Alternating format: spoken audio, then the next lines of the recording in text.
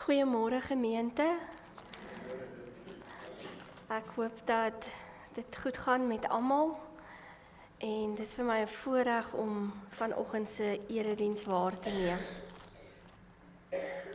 Gemeente, kom ons luister saam in die stilte, na die stilte. Kom ons bid dat God se woord vir ons oopgaan. Ons gaan saam bid. En na ons saam gebid het, terwyl ons so bly sit, gaan ons saam sing uit lied 442. Kom ons word stil.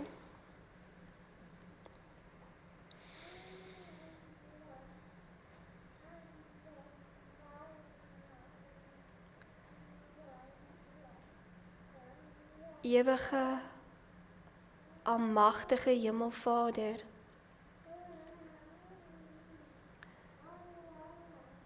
ons eer U vir hierdie oomblik van stil word.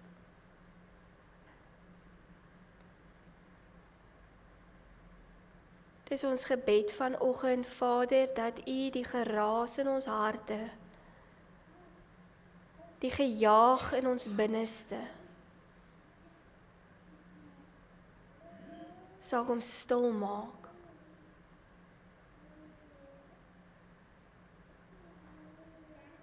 Vader, dankie dat ons vanoggend met 'n versekerde wete hier kan sit, dat U die God is wat in beheer is.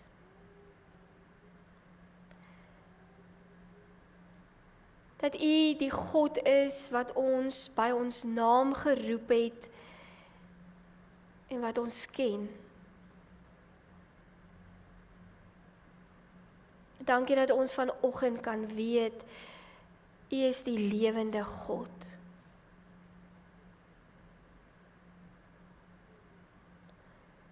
Ons kom vanoggend na U toe, Vader, en ons kom bid.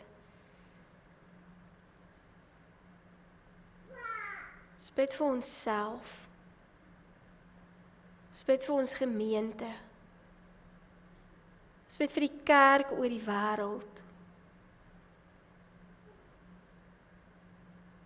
En met die aanloop, Vader, tot 'n verkiesing,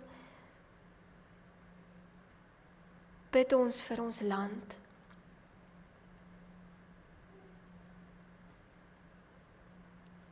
Vader, dankie dat U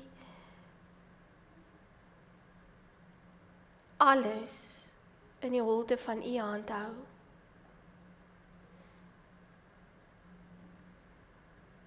Bid dat U in hierdie oomblikke regtig tot ons sal kom spreek. Dat ons regtig, die Vader, 'n ontmoeting met U sal hê. En wanneer ons vanoggend hier uitstap, ons sal kan sê, ons het die lewende God ontmoet.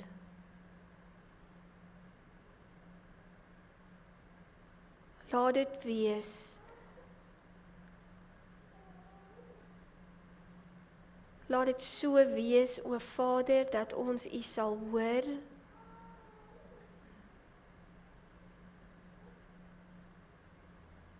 Sal ervaar hoe U vanoggend hier by ons is. Ons bid vir hulle wat nie hier kan wees nie. Wat siek is, wat moeg is, eensaam is. Ons bid vir hulle wat moed verloor het. Wat bang is. Vader, kom maak ons die lig vir hulle wat geen lig meer sien nie. Maak ons wat U wil hê ons moet wees. Ons bid dit in die naam van ons koning en ons verlosser, Jesus Christus. Amen. Ons skriflesing vanoggend kom uit die Nuwe Testament. Ons gaan saam lees uit die Evangelie volgens Johannes, daar vanaf die 4de hoofstuk. En ons gaan saam lees vanaf vers 5 tot 29.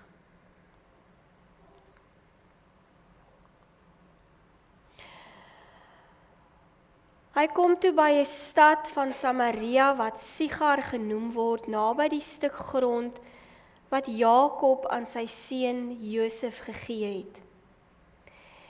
En die fontein van Jakob was daar. Jesus het toe, omdat hy moeg was van die reis, sommer by die fontein gaan sit. Dit was omtrent die 6de uur. Daar kom 'n vrou uit Samaria om water te skep. En Jesus sê vir haar, gee vir my water om te drink. Want sy disippels het na die stad gegaan om voedsel te koop. En die Samaritaanse vrou sê vir hom, hoe is dit dat u wat 'n Jood is vir my vra om te drink, terwyl ek 'n Samaritaanse vrou is? Want die Jode hou geen gemeenskap met die Samaritane nie. Jesus antwoord en sê vir haar, as jy die gawe van God geken het, en geweet het wie hy is wat vir jou sê, gee vir my water om te drink, sou jy hom gevra het, en hy sou vir jou lewende water gegee het. Die vrou sê vir hom, Here, u het nie eens 'n skepding nie en die put is diep. Waarvandaan kry u dan die lewende water? U is tog nie groter as ons vader Jakob nie, wat die put aan ons gegee het en self daaruit gedrink het en sy seuns en sy vee? Jesus antwoord en sê vir haar, elkeen wat van hierdie water drink, sal weer dors kry. Maar elkeen wat drink van die water wat ek hom sal gee, sal in ewigheid nooit dors kry nie. Maar die water wat ek hom sal gee, sal word 'n fontein van water wat opspring tot in die ewige lewe. Die vrou sê vir hom, Here, gee my daardie water, sodat ek nie dors kry en hier hoef te nie. Jesus sê vir haar, gaan roep jou man en kom hier. Die vrou antwoord en sê, ek het nie 'n man nie. Jesus sê vir haar, jy het reg gesê ek het nie 'n man nie, want jy het 5 mans gehad en die een wat jy nou het is nie jou man nie. Dit het jy met waarheid gesê. Die vrou sê vir hom, Here, ek sien dat u 'n profeet is. Ons vaders het op hierdie berg aanbid en julle sê dat die plek waar ons behoort te aanbid in Jerusalem is. Jesus sê vir haar, vrou, glo my, daar kom 'n uur wanneer julle nie op hierdie berg en ook nie in Jerusalem die Vader sal aanbid nie. Julle aanbid wat julle nie weet nie. Ons aanbid wat ons weet, want die saligheid is uit die Jode.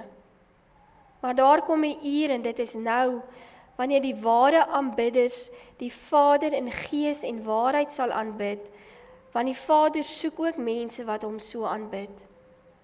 God is gees, en die wat hom aanbid, moet in gees en waarheid aanbid. Die vrou sê vir hom, ek weet dat die Messias kom, hy wat Christus genoem word, en wanneer hy kom, sal hy ons alles verkondig. Jesus sê vir haar, dit is ek wat met jou spreek. En op die oomblik het sy disippels gekom en hulle verwonder dat hy met die vrou in gesprek was. Tog het niemand gesê, wat verlang u nie, of waarom spreek u met haar? Die vrou het toe haar waterkan laat staan en na die stad toe gegaan en vir die mense gesê, kom kyk, 'n man wat my alles vertel het wat ek gedoen het, is hy nie miskien die Christus nie. Geliefdes, ek wil vanoggend se boodskap begin met verhaal van 2 grafstene. Die verhaal oor die eerste grafsteen klink so. Iewers in 'n begrafplaas staan 'n grafsteen van 'n vrou. En dit lyk soos baie ander, maar dit wat op dit uitgebuitel is anders. Bo-aan staan die name van 2 mans, en dan lees die res soos volg. Slaap, maar nie rus nie. Het lief gehad, maar is nie bemin nie. Het probeer om te behaag, maar kon nie. Het gesterf, soos sy geleef het. Alleen. Woorde, geliefdes, van absolute sinloosheid. Woorde waaroor 'n mens maar net kan spekuleer. Hoekom hierdie woorde? Het iemand haar hart gebreek? Hoekom het niemand haar liefde beantwoord nie? Hoekom kon sy nie ander behaag nie? Het sy nooit rus gehad nie? Het ander dalk gedink sy beteken niks nie, of was sy in ander se oë net nie goed genoeg nie? Of het niemand net nie omgegee nie? Hoe dit ook al sy, hierdie vrou het blykbaar gesterf, soos wat sy geleef het. Alleen. Haar hart het nooit aan iemand behoort nie, sy kon nooit rus vind nie. Sy was, kan ons miskien sê, 'n slagoffer van sinloosheid. Soos, en laat ek dit maar byvoeg, baie van ons ook soms voel. Die tweede storie sê nie iets oor 'n grafsteen nie, maar dit sê vir ons iets van iemand wat dood was en weer begin lewe het. In hierdie storie vertel Johannes ons, begin so teen skemer. 'n Figuur stap na 'n put met 'n waterkruik op die skouer. Sy's 'n Samaritaan. Sy's 'n vrou. Sy was reeds met 5 mans getroud. 5. En nie een keer het dit uitgewerk nie. En miskien het sy geweet wat dit beteken om lief te hê, maar niks terug te ontvang nie. Miskien het sy beer behaag, maar dit het ook nie gewerk nie. Miskien het sy nooit rus gehad nie, beslis het sy nie nou nie, want die man wat sy nou het, sê vers 18, wil haar nie eers sy naam gee nie. Sy wil haar nie regtig hê nie. En hier kom sy, 6:00 die aand, en hoekom sy nie vroegoggend saam met die ander vroue gekom het, soos die gewoonte was nie, weet ons nie. Maar miskien kom sy so teen die aand se kant, omdat sy geglo het, dit stil by die put sou wees. Daar sou nie ander mense wees wat sy in die gesig moes kyk nie. Sy kon by haarself wees, soos haar lewe eintlik maar is. Maar toe is dit nie alleen en eensaam by die put nie, want Jesus sit daar. Jesus moeg na die dagse gestap, heel waarskynlik met die rug teen die put en sy bene uitgestrek. Hy is alleen en sy disippels is dorp toe om kos te gaan koop. En sy moes onmiddellik gesien het dat Jesus 'n Jood was. En daarom het sy heel waarskynlik kom probeer vermy. En bo alles was sy alleen by die put op 'n verkeerde tyd en dit kon die verkeerde indrukke geskep het. En dan miskien om hierdie vrou se verleentheid van die situasie te oorkom, vra Jesus vir haar 'n bietjie water. Sy reageer effens skerp. Hoe kan hy wat 'n Jood is vir haar wat 'n Samaritaan is, water vra? Hulle albei weet hoe dit werk. Met ander woorde, wat wil hy nou eintlik hê? As dit is wat hy vra, tog nie kan gebeur nie. En haar aanvoeling was reg. Jesus was geïnteresseerd in meer as water. Jesus was geïnteresseerd in haar hart.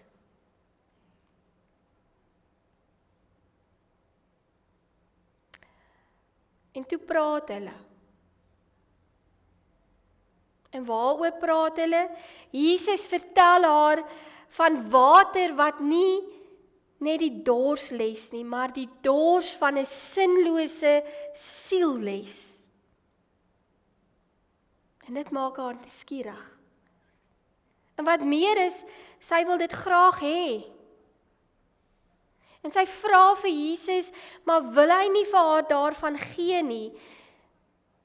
En dan Jesus se opmerking wat deur haar hart moes gesny het. Hy sal vir haar van hierdie water gee, maar dan moet sy eers haar man gaan haal.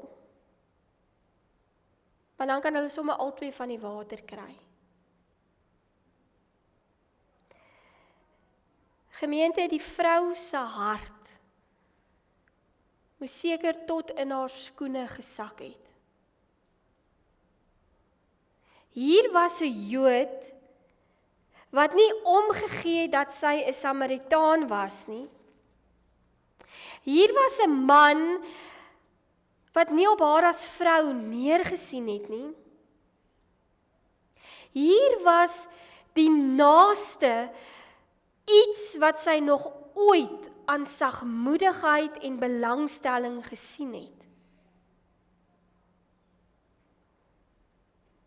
En nou vra hy haar uit oor haar man. Geliefde, sy kon oorweeg het om te jok. Ek kan nie, my man is nou te besig, of miskien kon sy probeer het om die onderwerp te verander, maar hierdie vrou besluit om eerlik te wees. En sy sê, ek het nie nou 'n man nie. En ons ken die res van die vertelling en eintlik is dit jammer, want as ons die res van die vertelling nie geken het nie, sou ons nou almal glo ek gesit en wonder het wat gaan nou gebeur? Soos die vrou beslis gewonder het. Nou dat hy die waarheid weet, hoe gaan hy reageer? Gaan hy kwaad word? Gaan hy maar net wegstap? Gaan hy dink sy is niks werd? Gaan hy haar net daar los? En dan sy maar net weer alleen? Maar Jesus reageer anders. Jesus sê vir haar, jy's reg. Jy het nie nou 'n man nie. Jy het reeds 5 gehad, en die een by wie jy nou is, wil nie met jou trou nie. Hy wil jou nie sy naam gee nie. Net dit. Dis al wat Jesus sê. Gemeente, Jesus gee geen kritiek nie. Hy vertel nie vir haar dat sy 'n gemors van haar lewe gemaak het nie. Hy wys nie vinger nie. Hy vra nie hoekom het dit gebeur nie. Hoekom nie? Want Jesus het gekry wat hy gesoek het. Eerlikheid. Hierdie vrou was eerlik. Sy het die masker afgehaal.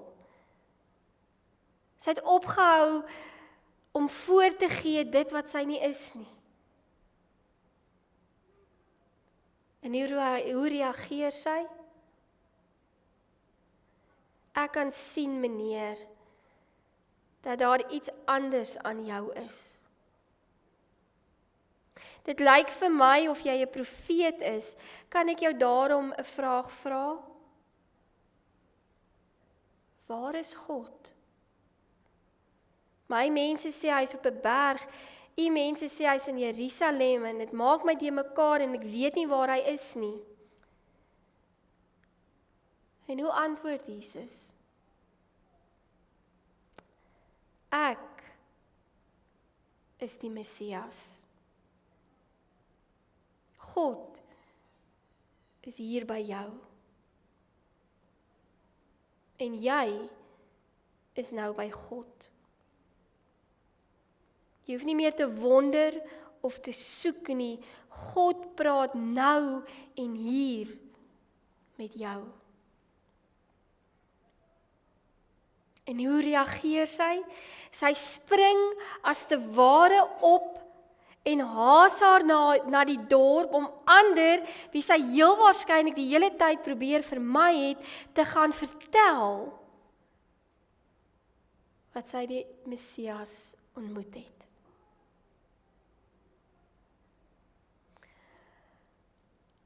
Maar het hy agtergekom wat sy vergeet het? Haar waterkruik.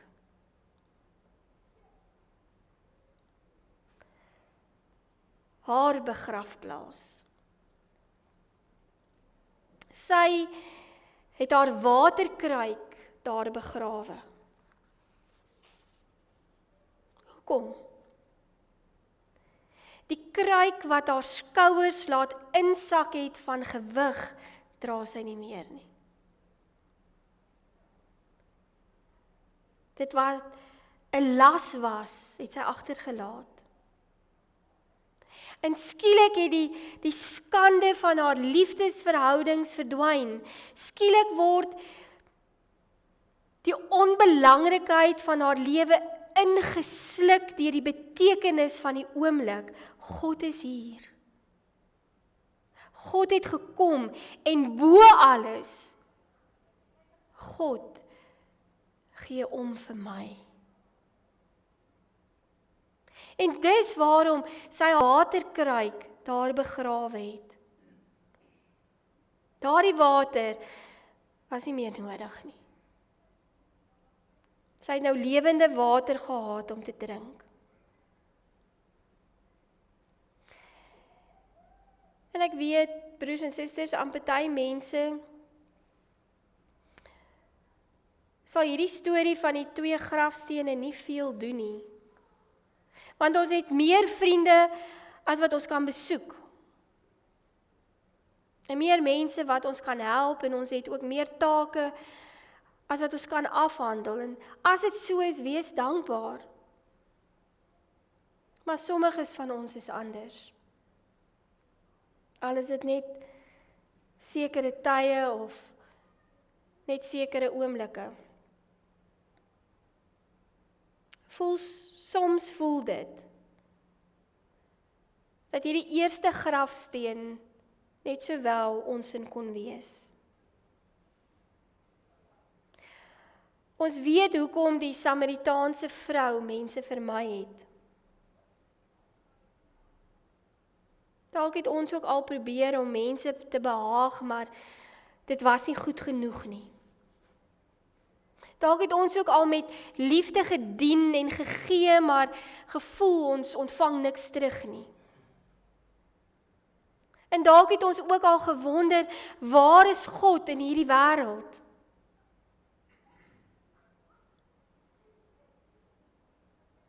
Geliefdes, ons hoef nie te wonder nie. God het die manier om van die doodgewone in ons oë iets skouspelagtig te maak. 'n doodgewone staf kloof 'n see oop. 'n spoelklippie vel 'n reus neer. 2 visse en 5 brode word 'n feesmaal vir baie. Modder laat iemand sien. 'n paar lang spykers word die hoop vir die hele mensdom.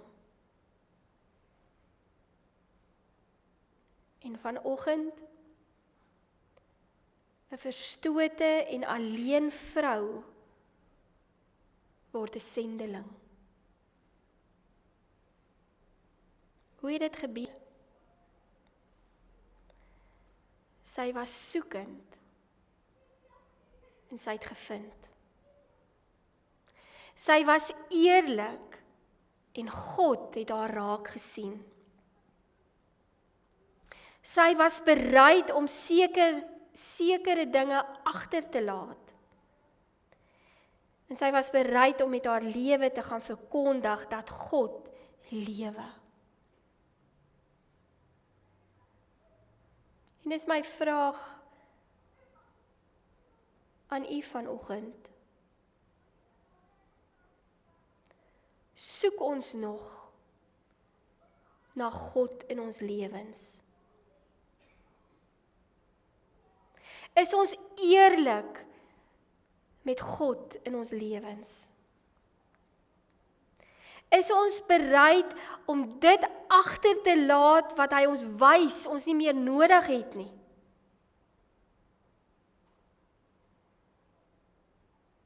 En is ons dan bereid om te gaan vertel dat God hier is?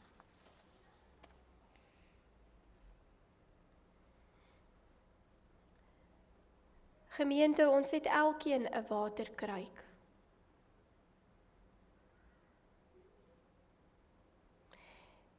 En ons het almal dieselfde begrafplaas. Daar aan Jesus se voete, daar op Golgotha by die kruis. Daar kan ons alles gaan neersit.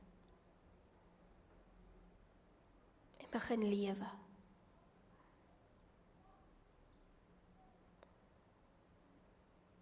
Watter waterkruik dra jy saam?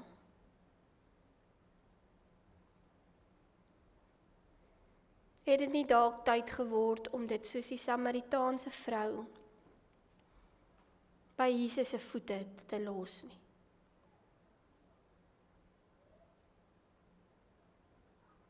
Daar by Jesus se voete kan ons alles gaan neersit. En bo alles begin lewe.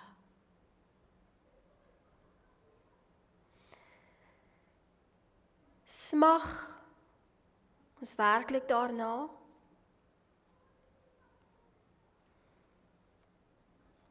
Dit is miskien die belangrikste vraag vanoggend.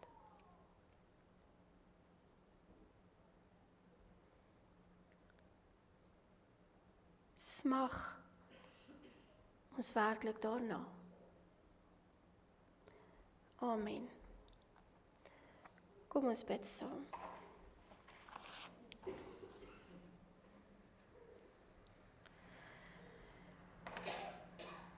Almagtige, ewige God.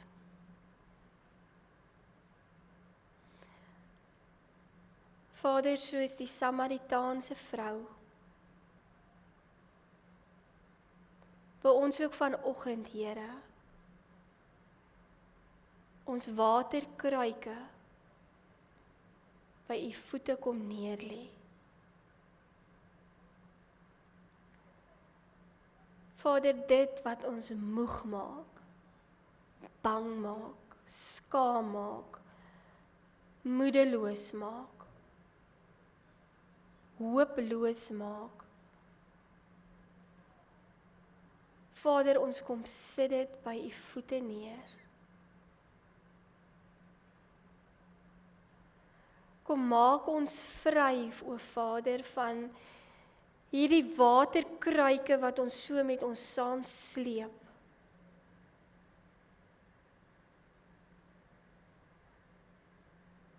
Kom maak ons vry, o Vader. En laat ons lewe. Amen.